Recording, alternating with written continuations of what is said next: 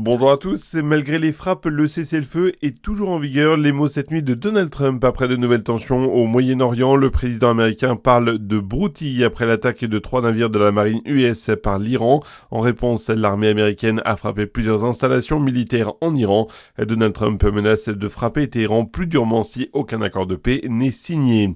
Et dans le même temps, 1500 navires et environ 20 000 de leurs équipages restent coincés dans le Golfe en raison du blocus imposé par l'Iran dans ce passage stratégique.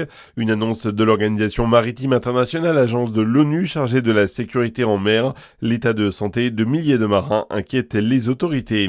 Et en parallèle, la France déploie le Charles de Gaulle. Le positionnement du porte-avions français dans la région du Golfe doit permettre de définir un cadre de sécurisation sur le moyen et sur le long terme, d'après le gouvernement.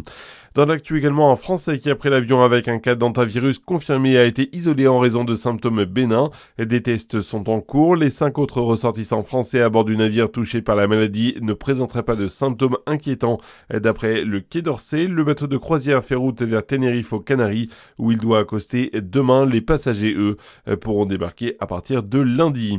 C'est un rituel depuis plusieurs générations. Les albums Panini pour la Coupe du Monde de football, c'est terminé. La FIFA annonce la fin de son partenariat historique avec la société italienne créatrice des célèbres vignettes autocollantes.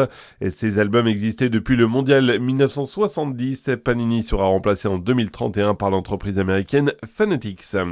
Et puis le cyclisme, c'est le premier grand tour de la saison. Le Tour d'Italie s'élance aujourd'hui de Bulgarie, une première étape sans véritable difficulté et qui devrait se terminer au sprint. Un grand favori pour cette 109e édition, Jonas Vingegaard, le Danois qui va tenter de s'imposer pour la première fois en l'absence de son rival Tadej Pogačar. La compétition va durer 3 semaines.